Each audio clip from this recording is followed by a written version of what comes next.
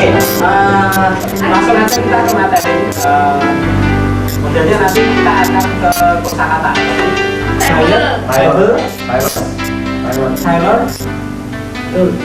full, huruf yang awalannya E. Misalnya apple, berarti lanjutannya apa? Sama. Misalnya apa? Pink. Akhirnya kan A. Mendirikan pertama, kami masih sangat konvensional batas persekolahan. Jadi bagaimana anak bisa akses sekolah dalam tanda kutip kan, gitu. Awal-awalnya begitu. Setelah berjalan, karena kami betul-betul praktikkan ini ya, berpusat pada si pembelajar, jadi betul-betul learner centered learning gitu. Berkembang sedemikian rupa. Nah, saat ini kita betul-betul mengidam-idamkan terwujudnya learning society, masyarakat pembelajar. Jadi tidak lagi persekolahan, tapi betul-betul ke masyarakat pembelajar. Untuk itu kami lebih suka menyebut diri kami itu community learning, community based learning. Sama tadi. Nose. Nice. Never. No. Neighbor. Not. Not. No. Nose. No. Nurse. Ayo, come on. Ayo, 1, 2, 3. Ada menjadi semacam 3 bagian. Jadi ada yang di non formal, ada yang Nama merek. terlibat di formal tapi bergabung sebagai warga komunitas belajar. Ada yang tidak kedua-duanya. Nah, terus yang menarik ada lagi yang keempat, dalam tanda kutip yang keempat, karena ini sudah tamat SMA, setara SMA, terus ikut kuliah di STAIN, di Satya Wacana, ada yang di UMS, ada juga yang ke pesantren di Jombang sana gitu. Nah, karena berjauhan tetapi pembelajaran komunitas belajar ini tetap tidak ada istilah berhentinya, tidak ada istilah tamatnya, gitu. Terus mereka menyebut dengan universitas online itu kan itu. Jadi model pembelajaran yang memanfaatkan media siber ini kan itu.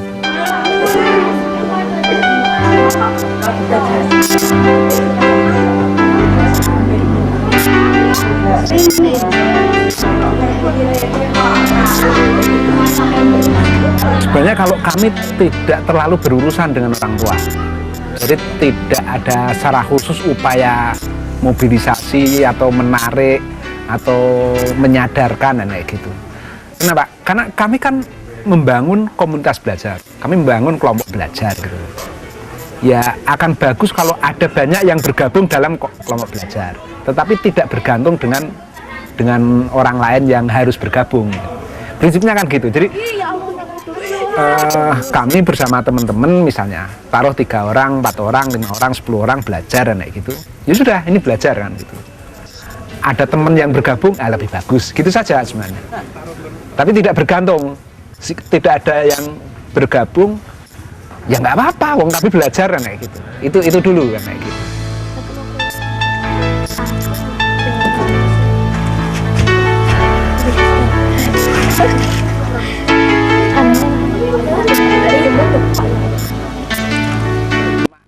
Kertas putih, tabula rasa atau fitrah.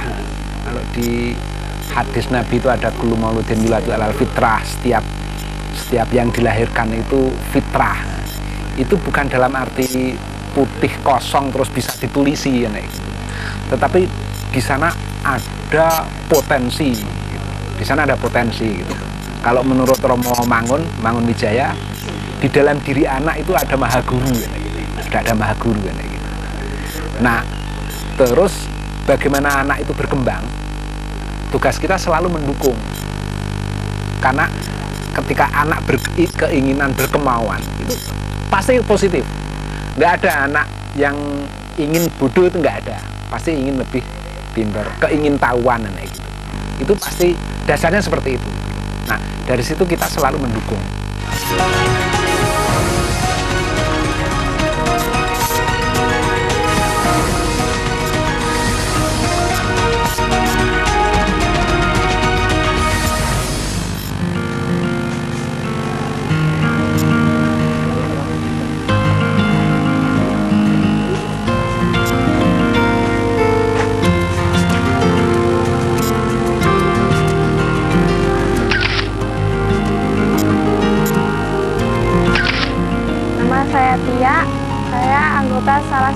komunitas belajar Qaryah Thayyibah.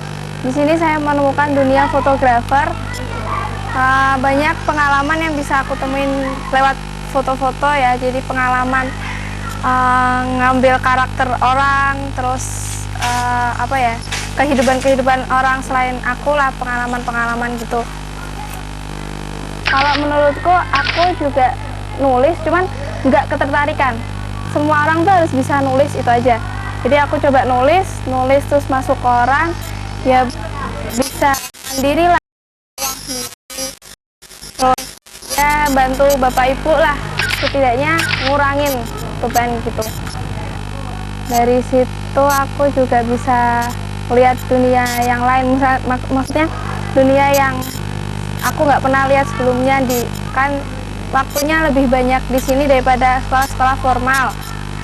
Kalau sekolah formal mungkin kesempatan untuk foto-foto gitu juga nggak ada gitu kan. Jadi aku dapat kesempatan dengan ikut belajar di sini, dapat waktu luang untuk foto-foto.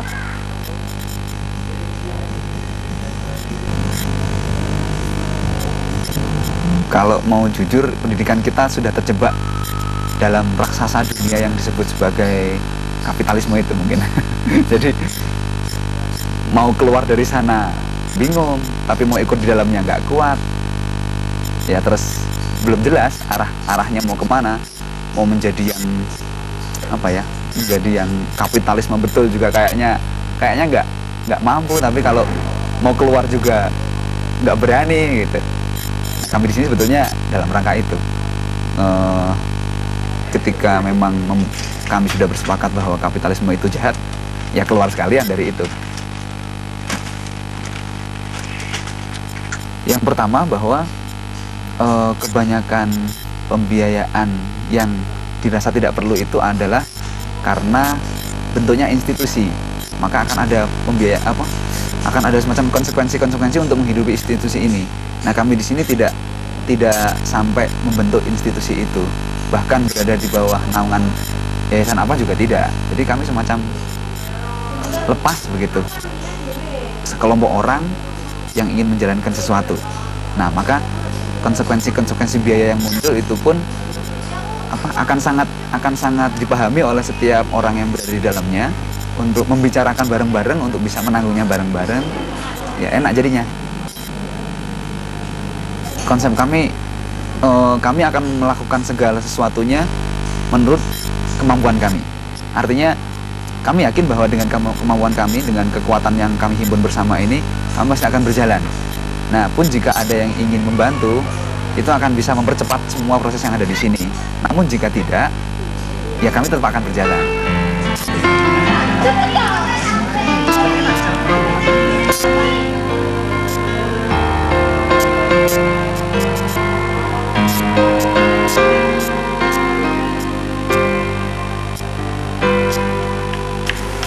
Saya Zulfah, salah satu peserta belajar dari komunitas belajar alternatif Qaryah Thayyibah yang bersekolah di sini sejak kelas 1 SMP, dan sekarang saya sudah kelas 2 SMA, jadi hampir 4,5 tahun saya di sini.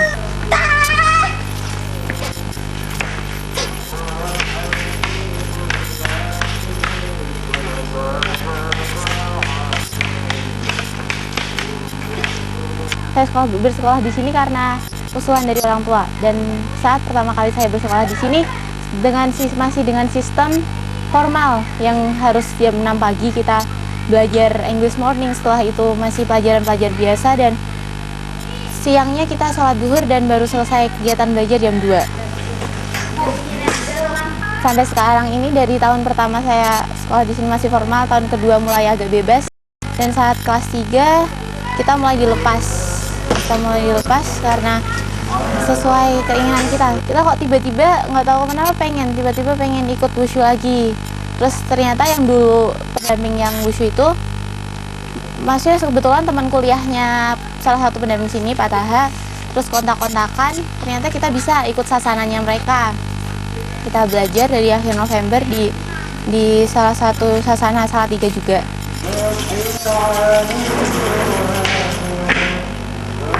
Ke Jurnas itu pertama kali kita itu ditawarin sama pelatihnya. Kan kemarin waktu kita sering latihan Sebelum-sebelumnya ada kejuaraan juga, tapi kejuaraan daerah masih Salatiga. Kebetulan kita bertiga juga sering menangin lah ya. Terus guru-guru pendamping wushunya itu nawarin, bentar lagi itu lah ada kejurnas, gimana kalau kalian ikut, gini persiapan. Wah bisa juga tuh, kita juga pengen lihat kemampuan kita, pengen lihat permainan dari itu kan seluruh Indonesia ya, otomatis kita bisa lihat atlet-atlet wushu lainnya yang itu. Akhirnya ya kita persiapan selama 2 bulan, tiap hari main jurus, ngulang. Hari pertama kita datang kan digolongin umur sama aliran juga. Aku Nia Ula itu yang temen aku wushu lainnya tuh di kelompok yang berbeda. Aku di kelompok A yang golongan umur yang dari junior tuh yang paling tinggi lah. Waktu cek karpet, aku sempat itu juga sih ngedown karena yang lawan-lawanku tuh udah bertahun-tahun belajar ikut wushu, sementara aku baru 6 bulan terus nekat ikut ke jurnas. Ternyata sempat ngedown lihat, wah lawannya berat semua. Tapi ternyata dia masih disemangatin, udah nggak apa-apa, ikut aja untuk pengalaman kalian, untuk belajar, untuk nyemangatin.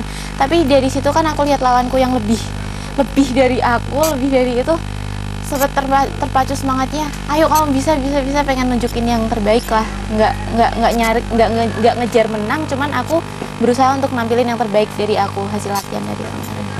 Yang paling bagus itu yang bermanfaat gitu. Bukan yang pinter bisa jahat kok, tapi yang bermanfaat kan. Sehingga yang paling penting kan bagaimana jadi bangsa, komunitas masyarakat yang cerdas, yang beradab dan bermanfaat. Nah, sehingga kebersamaan itu kan saling memberikan manfaat, itu yang paling bagus.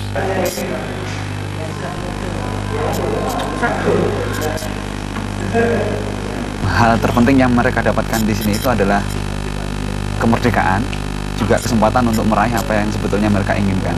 Karena ada banyak anak-anak kita yang mereka meskipun terlihat berhasil, namun sebenarnya mereka sedang bertarung dengan hati mereka sendiri. Nah, di sini mereka bisa mendapatkan apa yang betul-betul mereka inginkan.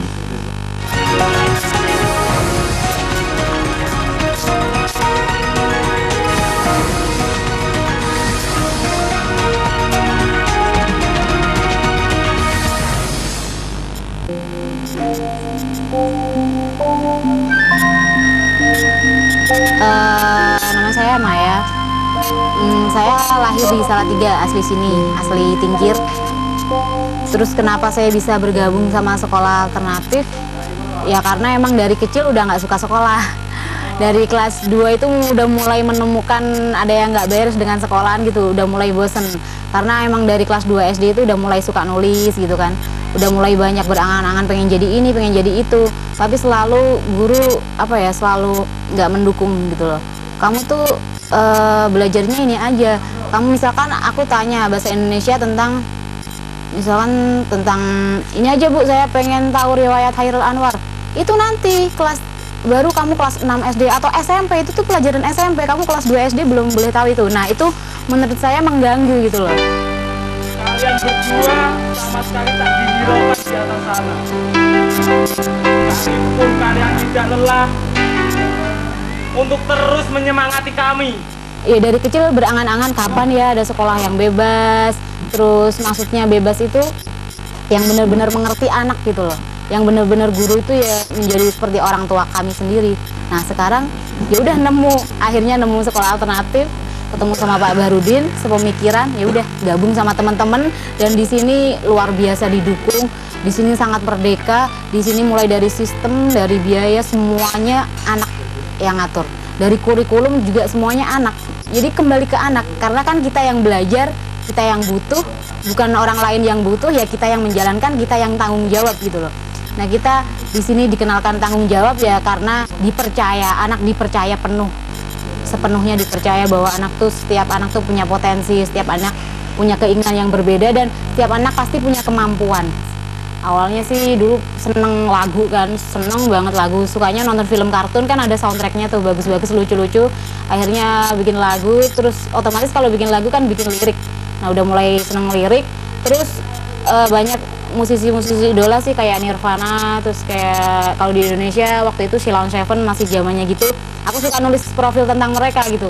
Jadi suka baca-baca koran gitu. Jadi ya udah dengan otodidak yang lain masih ngarang pada suatu hari, aku udah bikin artikel gitu kan. Jadi dan itu belajar sendiri karena aku mengidolakan seseorang, ya udah mengidolakan profil-profil tokoh-tokoh kayak sastrawan Hairil Anwar gitu, aku tulis.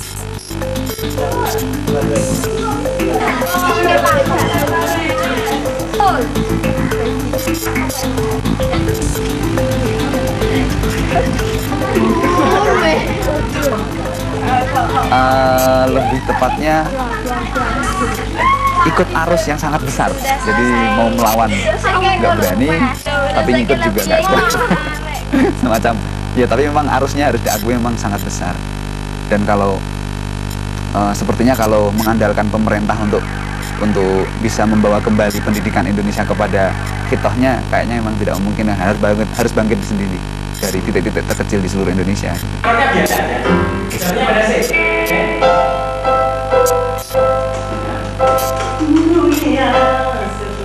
Saya guru formal, saya pegawai negeri PNS. Saya udah 24 tahun menjadi guru sebagai PNS.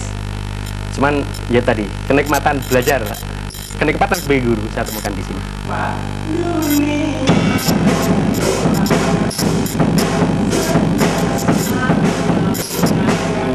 Saya melihat sebenarnya seni itu apa? Seni itu, oh saya teringat teorinya Pak Muchtar Bukhari. Jadi belajar itu mempertahankan hidup, memberdayakan hidup, dan memuliakan hidup. Ketika memuliakan hidup ini sebenarnya dibutuhkan sentuhan-sentuhan seni. Nah, ternyata anak-anak di sini, saya kira semua orang itu ingin mencapai taraf ini, taraf hidup yang mulia. Itu harus disentuh dengan seni. Seni apapun. Seni bukan berarti harus musik, harus gambar, bukan itu. Seni itu ketika semacam kepekaan ya, yang muncul dari dalam. Ya di sini karena tidak terbatas, tidak ada standarisasi macam-macam itu, sehingga saya melihat semua warga belajar sini menjadi optimal dalam mereka memuliakan hidup.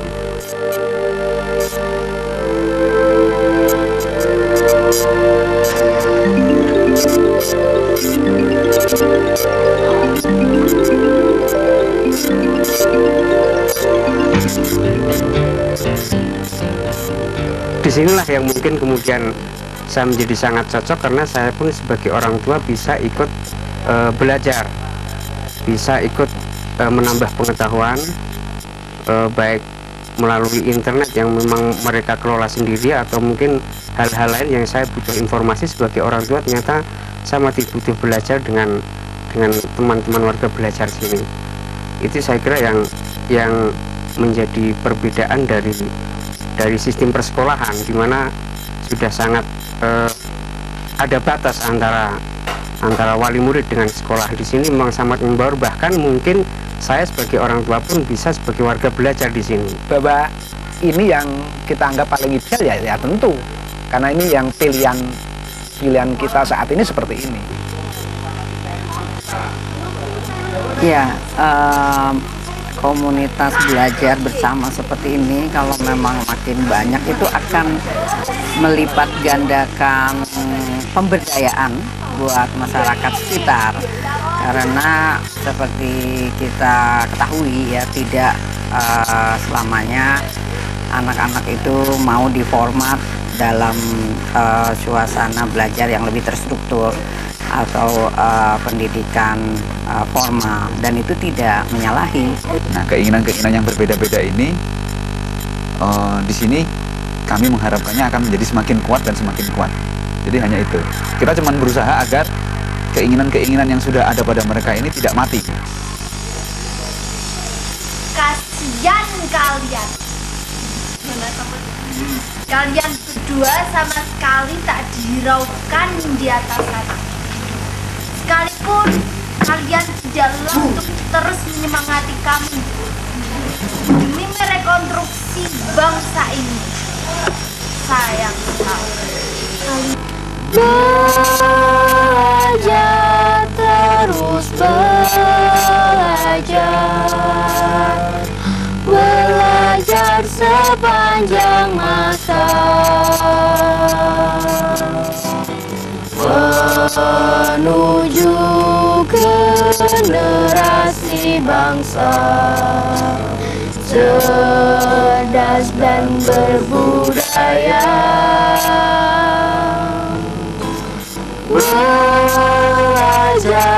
Belajar bersama,